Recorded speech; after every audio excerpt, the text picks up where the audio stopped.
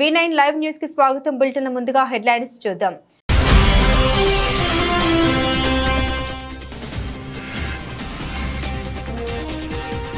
పోలీసులతో వాగ్వివాదం, మాలతు కవిత, సునీత అరెస్ట్.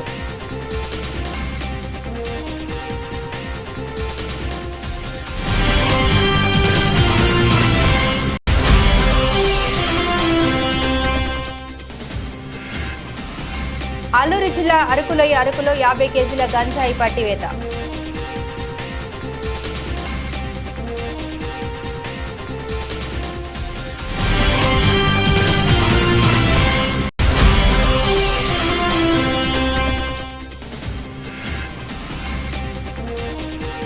వైభవంగా శ్రీ సిద్ధిలక్ష్మి అమ్మవారి కుంకుమార్చన, అశేషంగా హాజరైన మహిళలు.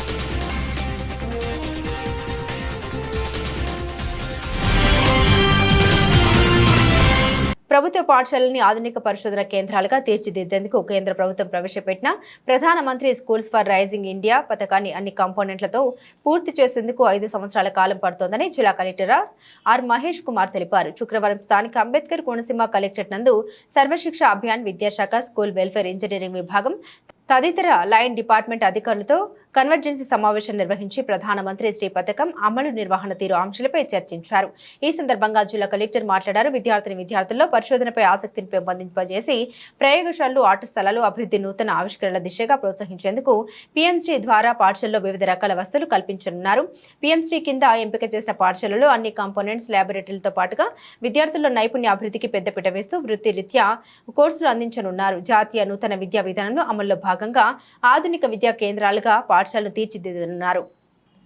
స్వచ్ఛత కార్యక్రమంపై ప్రజలకు మరింత అవగాహన కల్పించి నెల 14 నుండి అక్టోబర్ 2 వరకు నిర్వహించనున్న స్వచ్ఛతా హీ సేవ కార్యక్రమాన్ని విజయవంతం చేయాలని ఎంపీడీఓలు, పంచాయతీ అధికారులను జిల్లా కలెక్టర్ మహేష్ కుమార్ ఆదేశించారు.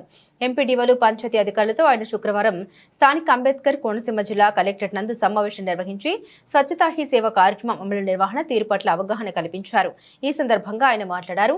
ఈ కార్యక్రమాన్ని విజయవంతం చేసేందుకు అన్ని వర్గాల భాగస్వామ్యాన్ని సంపూర్ణంగా కోరాలని ఆదేశించారు. ప్రజలకు మరింత అవగాహన కల్పించే దిశగా చర్యలు చేపట్టాలని తెలిపారు. గ్రామాల్లో చెత్తరలు ఉన్న బ్లాక్ స్పాట్లను చెత్త తీయడానికి అనువుగా లేని ప్రాంతాలను గుర్తించి వాటిని ఆన్లైన్ చేస్తూ శ్రమదానంతో పరిశుభ్రపరచాలని, పరిశుభ్రం చేసిన పిదప తీసిన ఫోటోల్ని మరల యాప్లో అప్లోడ్ చేయాలన్నారు. అన్ని గ్రామాల్లో పెద్ద ఎత్తున మొక్కలు నాటే కార్యక్రమం, శ్రమదానం ద్వారా చెరువులు, కుంటల వద్ద వ్యర్థ పదార్థాల తొలగింపు వంటి కార్యక్రమాలను నిర్వహించాలని తెలిపారు.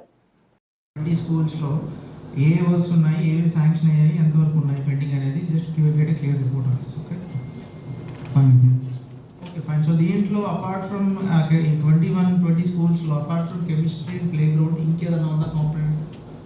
స్థానం పీగనవరం మామిడిపల్లి ఒకటి నాకు హోలిస్టిక్ గా చెప్పండి అయ్యా.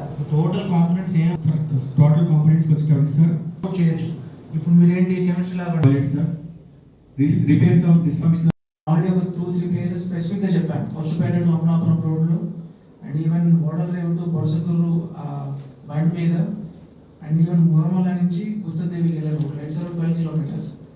So I have roughly seen 7 to 8 dumping yards. 7 to 8 huge quantities. అది ఎస్డబ్ల్యూపీ షెడ్డా కాదు, జస్ట్ బేసికలీ రోడ్ పక్కన మీరు మూవ్ చేయాలి at any cost. Come on time.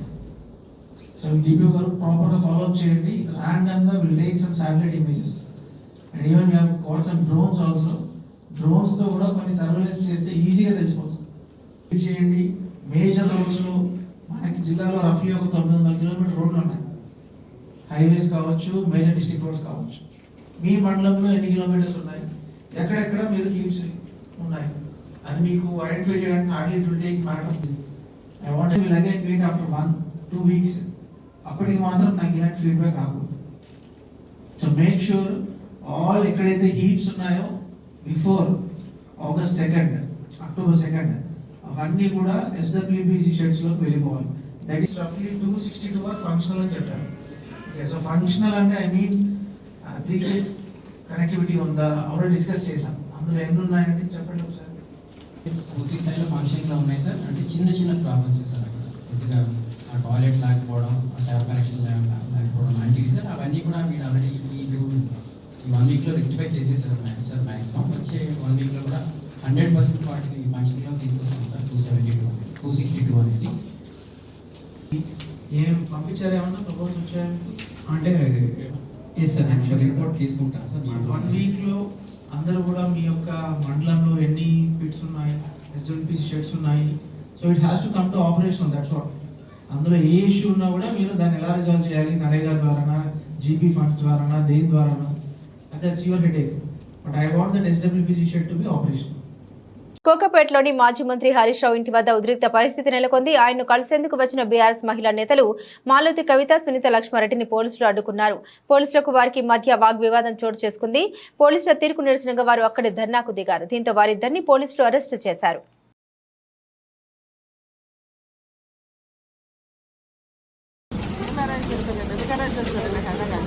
మా కాన్సెప్ట్స్లో అందరూ ఆల్రెడీ అరెస్ట్ చేస్తున్నారు. నాకు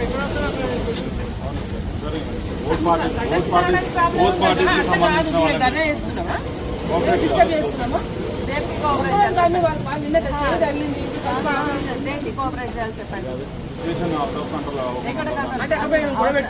అవుట్ ఆఫ్ కంట్రోల్ కాకుండా ఉండడానికి మేము వెళ్ళాల్సిందే, మాట్లాడాల్సిందే. విచిత్రం అనిపిస్తున్నారు. మా ఎమ్మెల్యే గారు, మా ఎక్స్ మినిస్టర్ గారు నేను కలుస్తున్నందుకు మీరేందండి రిస్ట్రిక్షన్స్? నేను ధర్నా చేసేది ఉందా ఏమైనా?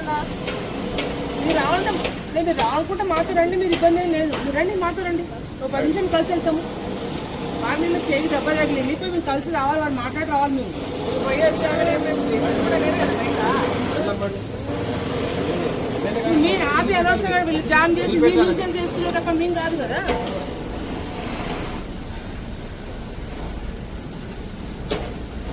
నిన్న ఫస్ట్ ఇటువంటి కేసు ఉంటే ఇంత ఇష్యూ రాకపోతుండే కదా. నిన్ననేమో మంచిగా తీసుకొని పోయి గాంధీగానే అల్లూరు జిల్లా అరకులో 50 కేజీల గంజాయి పట్టివేత. స్థానిక రాజధాని జంక్షన్ వద్ద పోలీసు తనిఖీల్లో కేరళకు చెందిన కారు ఆంధ్ర నెంబర్తో గంజాయి రవాణా చేస్తుండగా పట్టుకున్నామని సి హిమగిరి తెలిపారు. ఈ సందర్భంగా కేరళకు చెందిన ఒక వ్యక్తిని, ఒరిస్సా చిత్రకొండకు చెందిన ఒక వ్యక్తిని అరెస్టు చేయడం జరిగిందని సిఐ తెలిపారు. నిందితుల కారు, సెల్ ఫోన్ కూడా సీజ్ చేశామని, వారి దగ్గర లభించిన గంజాయి విలువ 2 లక్షల వరకు ఉంటుందని సిఐ అన్నారు.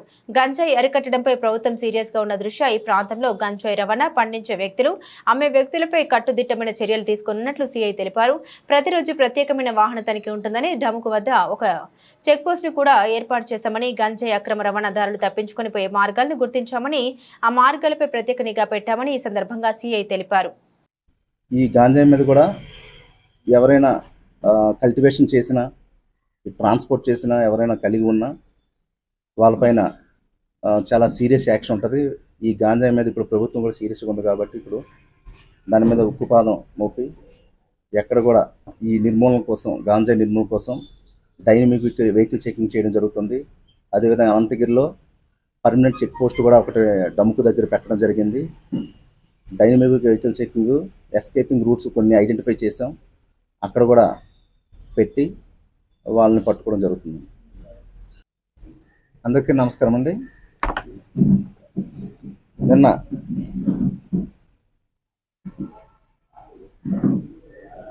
సాయంత్రం అరౌండ్ 16 hours 4 గంటలకి మన పోలీస్ పార్టీ రాజధాని జంక్షన్లో వెహికల్ చెకింగ్ చేస్తుండగా AP 39 JB 4174 వెహికల్తో చెక్ చేయగా అందులో ఒక 50 కేజీల గాంజా డిక్కీలో ఓపెన్ చేసి చెక్ చేయగా 50 కేజీల గాంజా, అదేవిధంగా 2 వ్యక్తులు వాళ్ళ పేర్లు కనుక్కోగా నజీబ్, ఆయనది కేరళ, నజీబ్ ఆయనది కేరళ, అదేవిధంగా తుమ్మనాథ్ సిసా ఈయనది చిత్రకొండ దగ్గర బడాపదర్ మల్కనగిరి డిస్ట్రిక్ట్ ఒరిస్సా. వీళ్ళిద్దరూ మనకి దొరకడం జరిగింది. వీళ్ళని ఇంటర్గేట్ చేయగా ఈ కేరళ నుంచి ఆయన ఒక fake number AP 39 JB 4174 fake number AP board పెట్టుకొని రావడం జరిగింది. ఆయన ఒరిజినల్ బోర్డు అయితే KL కేరళ 13AR 4240 రావడం జరిగింది. ఇక్కడ ఆయనకి ఇంతకుముందు కూడా మన దగ్గర ఒరిస్సాలో ఒక ట్రైబుల్ అబ్బాయి ఆయన పరిచయం, అక్కడ ఏదో పైనాపిల్ కటింగ్ అప్పుడు పరిచయము, దానివల్ల ఆయనకి కాంటాక్ట్ చేసి ఇక్కడికి రావడం జరిగింది. ఈ రావడం కూడా మన అరకు ఘాటి కాకుండా సీలేరు మీద, అదే సాలూరు విజయనగరం, సాలూరు మీద వెళ్ళి అలాగా మనకి సుంకి ఘాటి మీద వెళ్ళి చిత్రకొండ వెళ్ళడం జరిగింది. అక్కడ ఒక 50 కేజీలు ఈ తుమ్మనాథ్ దగ్గర కొనడం జరిగింది. వాళ్ళిద్దరు కూడా మళ్ళా వైజాగ్ వరకు డ్రాప్ చేయమంటే ఈ విధంగా ఈ పాడువ మీద వెళ్ళి జైపూర్ జంక్షన్ మీద వెళ్ళి మన అరకు రాజధాని జంక్షన్ కిందగా వస్తుండగా మనకి వెహికల్ చెకింగ్లో దొరకడం జరిగింది. ఆ కారు కూడా చీజ్ చేయడం జరిగింది. అదేవిధంగా వాళ్ళ దగ్గర ఒక ఫోను, 50 కేజీల గాంజాని చీజ్ చేయడం జరిగింది. దీని టోటల్ వర్త్ వచ్చేసి 2 లక్షల రూపాయలు. వీళ్ళని నిన్న కేసు రిజిస్టర్ చేయడం జరిగింది. ఇంకా ఇన్వెస్టిగేషన్ ఎవరైనా లింకులు ఉన్నట్లయితే ఫార్వర్డ్, బ్యాక్వర్డ్ వాళ్ళని కూడా పట్టుకోవడం జరుగుతుంది. సమాన హక్కుల కోసం షామీర్పేట్ నల్సార్ లా యూనివర్సిటీలో విద్యార్థులు ఆందోళన. యూనివర్సిటీలో లా విద్యార్థులకు కల్పిస్తున్న హక్కులను తమకు కల్పించడం లేదని ఎంబీఏ, ఎల్ఎల్ఎం మరియు ఐపీఎం విద్యార్థుల ఆవేదన. లక్షల్లో ఫీజు చెల్లించి తమను సెకండ్ క్లాస్ సిటిజన్ గా పరిగణిస్తున్నారన్న విద్యార్థులు. న్యాయ విద్యాలయంలోనే తమకు న్యాయం జరగడం లేదంటున్న ఎంబీఏ, ఎల్ఎల్ఎం మరియు ఐపీఎం స్టూడెంట్స్. ఇప్పటికైనా వర్సిటీ అధికారులు స్పందించి తమకు సమాన హక్కులు కల్పించాలని డిమాండ్. బ్రీఫ్గా స్టోరీ చెప్తాను ఏమవుతుందని చెప్పేసి, మేము ఏం మా బాధ ఏందని చెప్పేసి, ఇన్ని సంవత్సరాల నుంచి మేము భరిస్తుంది ఏందని చెప్పేసి. ఇది ఇండియాలో గత కొన్ని సంవత్సరాలుగా ఇండియాలో 3వ టాప్ 3rd యూనివర్సిటీ, టాప్ 3లో వస్తుంది యూనివర్సిటీ లాలో. అంటే అర్థం ఏంటి? వాళ్ళు మేము లా యూనివర్సిటీ, మేము ఈక్వాలిటీ వాల్యూస్ని, ఫ్రెటర్నిటీ వాల్యూస్ని, అంటే మన కాన్స్టిట్యూషన్ ఏదైతే ప్రాపగేట్ చేస్తుందో ఆ వాల్యూస్ మేము కాపాడతామని కదా లా యూనివర్సిటీ పెట్టింది. దాని తర్వాత పాలసీలు చేంజ్ అయ్యే మమ్మల్ని అందరినీ పిలిచారు, మా ప్రోగ్రామ్ స్టార్ట్ చేశారు, మాకు అడ్మిషన్ క్రైటీరియాలు పెట్టారు, మాకు ఫీజు పెట్టారు. మేము వచ్చాం, అడ్మిషన్ బయటకు వదిలారు కాబట్టే కదా మేము వచ్చాం. ఇప్పుడు మేము వచ్చాము, అవతల ఎల్ఎల్బి స్టూడెంట్స్ ఉన్నారు, వాళ్ళు ఎప్పటి నుంచో ఉన్నారు. అంటే మమ్మల్ని పిలిచారంటే వాళ్ళకేదో మేము డబ్బులు ఇస్తే వాళ్ళు బాగుపడతారని మేము ఇక్కడికి వచ్చామా? వేరే వాళ్ళు బాగుపడడం కోసం మేము వచ్చామా? మేమేం అడగట్లా. మేము అడుగుతుంది ఏంటంటే బేసిక్ రైట్ టు ఓట్ ఇవ్వండి అయ్యా. మేము కడుతున్న దానికి మేము క్యాంపస్లోకి వచ్చిన తర్వాత మమ్మల్ని స్టూడెంట్స్ లాగా చూడండి, అంతే అడుగుతున్నాం. సెకండరీ గ్రేడ్ సిటిజన్స్ అంట, ప్రతి దాంట్లోనూ మాకు అన్నీ అంతే. మేము ఎక్కువ ఫీజు కడతాం, ఫెసిలిటీస్ ఏమి ఉండవు. అడగడానికి ఎవరో ఒకరు ఉండాలి కదా పైన. లేదు మీకు హక్కే ఇవ్వం మేమంటే, మీకు హక్కు కావాలంటే మేమందరం కూర్చొని ఓటేసుకుంటారంట వాళ్ళందరూ. మాకు హక్కులు ఇవ్వడం కోసం వాళ్ళందరూ కూర్చొని వాళ్ళు ఓట్లు వేసుకొని మీకు హక్కు మీరు డిజర్వ్ చేస్తారా లేదని వాళ్ళు డిసైడ్ చేస్తారంట మా బదులు. వాళ్ళు ఎవరు మమ్మల్ని డిసైడ్ చేయడానికి? వాళ్ళు అంటే ఇక్కడ మీకు స్పెసిఫిక్ గా చెప్తున్నాను, ఎల్ఎల్బి స్టూడెంట్స్. అంటే ఇప్పుడు ఏదైతే కాన్స్టిట్యూషన్ వాళ్ళు రాసుకున్నారో దాంట్లో వాళ్ళు ఏం పెట్టుకున్నారంటే ఎల్ఎల్బి స్టూడెంట్స్ ఉంటే మాత్రమే అది స్టూడెంట్ బాడీ, వాళ్ళకి మాత్రమే రైట్ టు ఓట్ ఉంటుంది. మిగతా వాళ్ళందరూ వెనకాల కూర్చోవాలి, వాళ్ళు ఏం డెసిషన్ తీసుకున్నా భరించాలి. ఎందుకు అది కాస్టిజం అది కాదా డెఫినేషన్? మేము గొప్ప మీరు తక్కువ అనేది కాదా చెప్పేది? ఆ వాల్యూస్ ని బయట ఏదైనా అవుతుంటే వీళ్ళు ఇది చేసి అది చేసి దాన్ని పిలుస్తారు కదా, ఇలా అవ్వకూడదని చెప్తారు కదా, మీటింగ్లు ఇస్తారు కదా, ఇంటర్వ్యూలు ఇస్తారు కదా. వాళ్ళ యూనివర్సిటీలోనే, నా యూనివర్సిటీలోనే ఇది జరుగుతున్నప్పుడు నాకు అడగడానికి హక్కు లేదా? నాకు రైట్ టు ఓట్ లేదా? నన్ను ఈక్వాలిటీతో ట్రీట్ చేయొద్దా? నేను కడుతున్నా, మా అమ్మ నాన్న కష్టపడి నాకు డబ్బులు కడుతున్నారు. నేను ఇక్కడ చదువుకోవడానికి వచ్చాను, వేరే వాడు బాగుపడ్డాను నేను రాలేదు కదా. అందరం కలిసి బాగుపడటం అదో పద్ధతి. ఒకళ్ళ దగ్గర నుంచి ఇంకోళ్ళు తీసుకుని ఒకళ్ళు బాగుపడిపోయి ఇంకోళ్ళు వెనక పడిపోవడం అదేం పద్ధతి? అందరం కలిసి వెళ్తాం ముందుకి.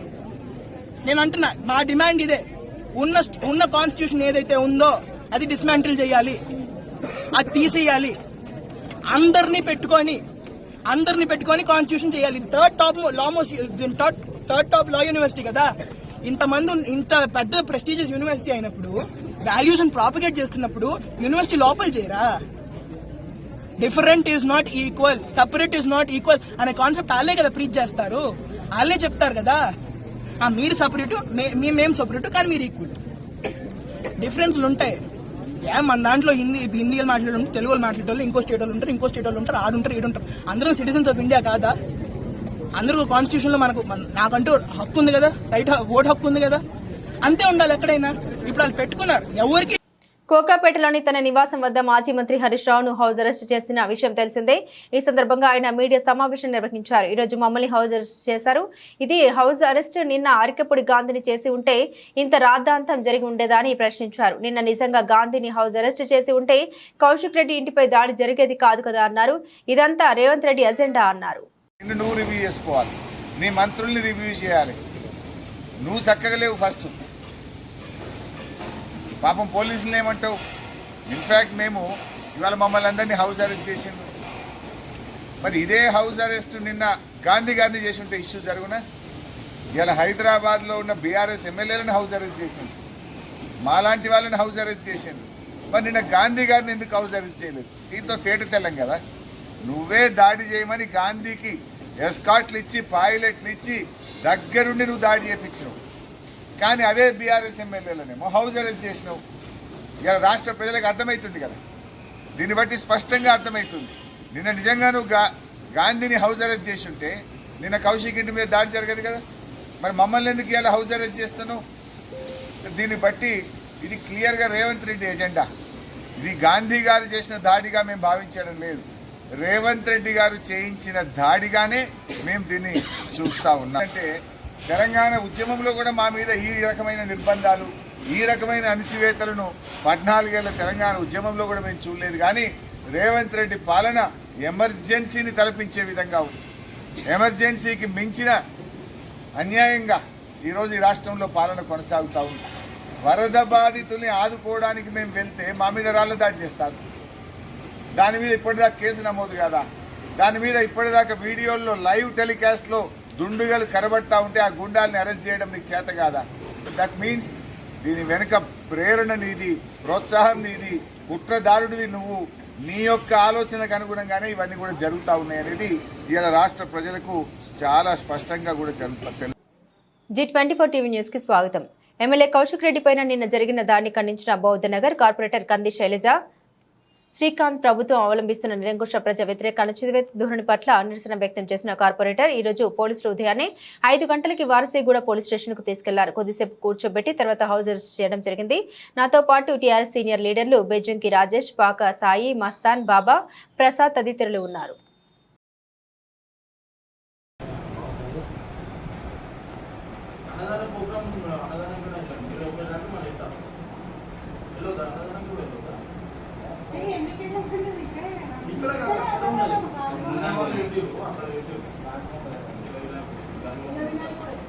అంటే ఇంకా 2 o'clock క్లోజ్ అంటే ఇంకా టైం కన్ఫర్మ్ కాలేదు.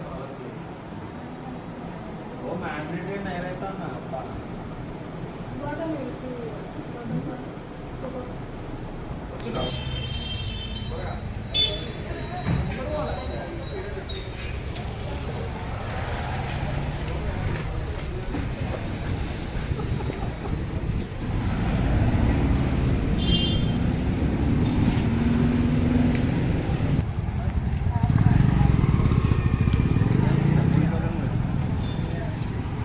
అందరూ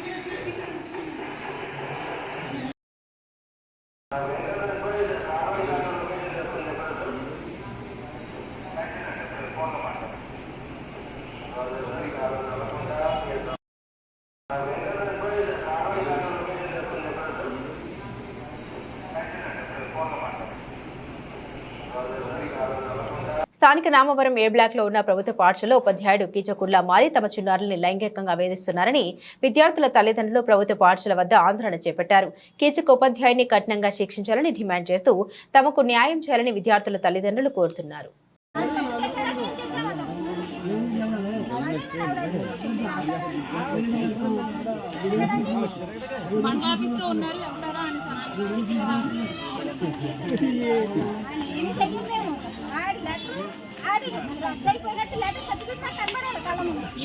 ఏ స్కూల్లో కూడా ఎవరికి ఏ పిల్లలు కూడా ఉండకూడదండి, ఎక్కడ ఉండకూడదు.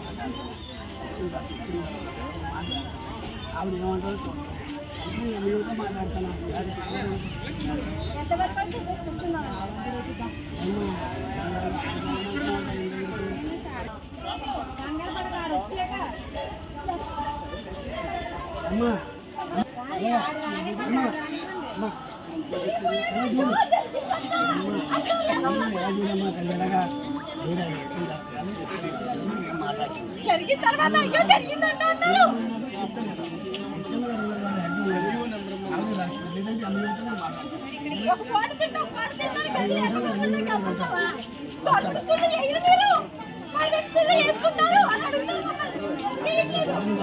లేదు కదా మళ్ళీ ఇబ్బంది.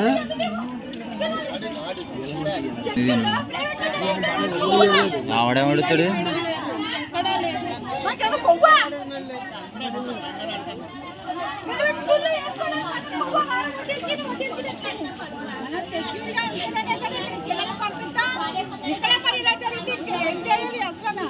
పిల్లలు ఏమైనా అయిపోతే ఎవరికైనా బాధ్యత ఏదో చదువుకుంటారు కదా అని పంపిస్తున్నాం. ఏమైనా అయిపోతారు పిల్లలు, ఏమైనా అయిపోతే ఎవరు బాధ్యతలు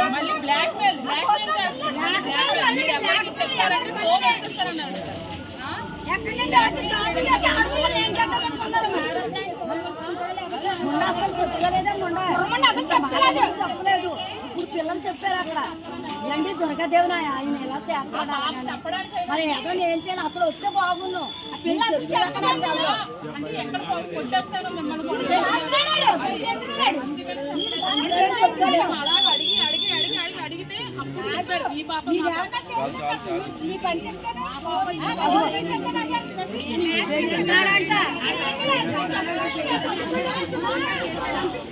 స్కూల్ తీయాలి కదా, స్కూల్ కూడా తీయాలి కదా. ఆల్రెడీ ఫస్ట్ ఒక వీడియో పెట్టాను గ్రూప్లో.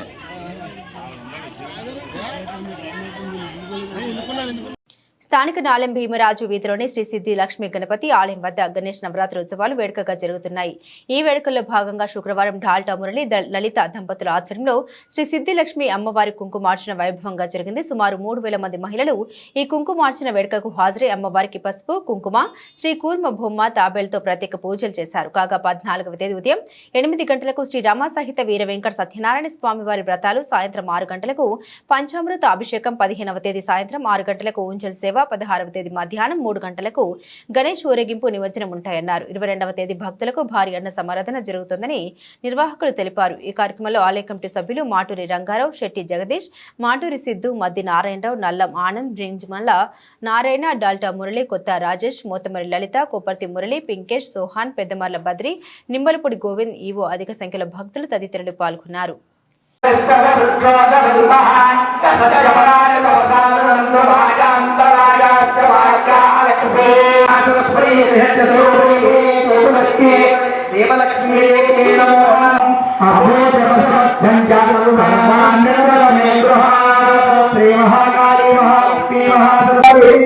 శ్రీ సిద్ధి లక్ష్మీ గణపతి ఆలయం భీమరాజు వీధిలో 174వ సంవత్సరం నడుస్తున్న ఈ ఉత్సవ నవరాత్రుల్లో భాగంగా ఇవాళ 7వ రోజు లక్ష్మీదేవి కుంకుమ పూజలో సుమారు 1500 మంది దాకా ఇవాళ పూజ చేసుకుంటూ మేము ఆలయంలో 1260 మందికి రెడీ చేసినా సరే ఇవాళ 1500 మంది పైన ఇవాళ వచ్చి ఇక్కడ లక్ష్మీదేవి ఆశీస్సులు తీసుకోవడం ఈ ప్రాంగణానికే ఎంతో శుభ సూచకం. ఇంత ఘనంగా జరగడం గత 20 ఏళ్ళలో కూడా ఇదే మొట్టమొదటిసారి. సహస్ర లక్ష్ములు మా ముంగిట వచ్చి నిలిచినట్టు మా అందరు కమిటీ సభ్యులందరూ కూడా భావిస్తూ ఎంతో ఆనందం వ్యక్తం చేస్తూ ఇవాళ వచ్చిన ముఖ్య అతిథులు భక్తులందరికీ కూడా చాలా ధన్యవాదాలు తెలుపుతూ ఇవాళ మా కమిటీ రాత్రి 1:30-2 వరకు కూడా ఎంతో కృతజ్ఞతలు తెలుపుతూ వాళ్ళంతా హర్నిశలు తెలుపుతున్నాం.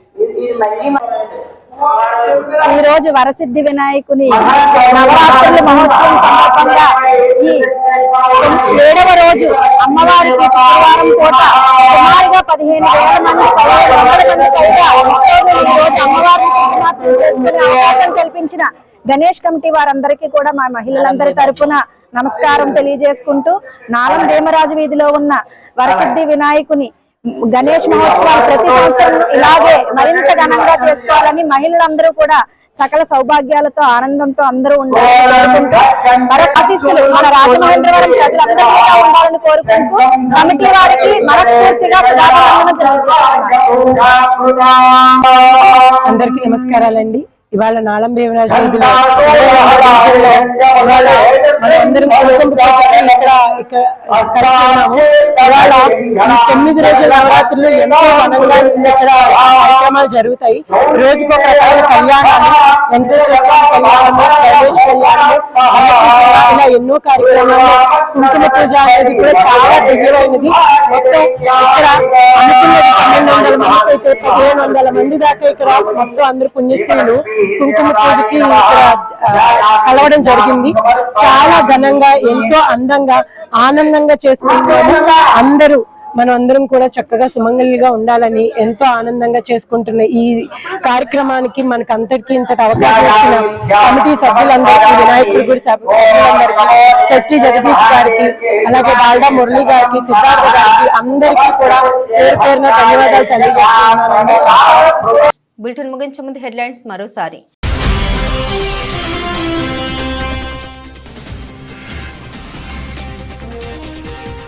పోలీసులతో వాగ్వివాదం, మాలతు కవిత, సునీత అరెస్ట్.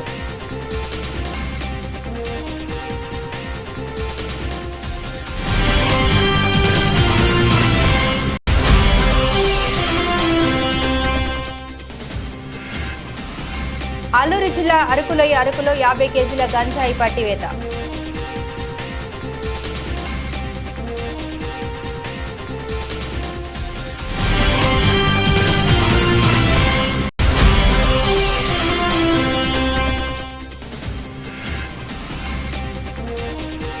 వైభవంగా శ్రీ సిద్ధిలక్ష్మి అమ్మవారి కుంకుమార్చన, అశేషంగా హాజరైన మహిళలు.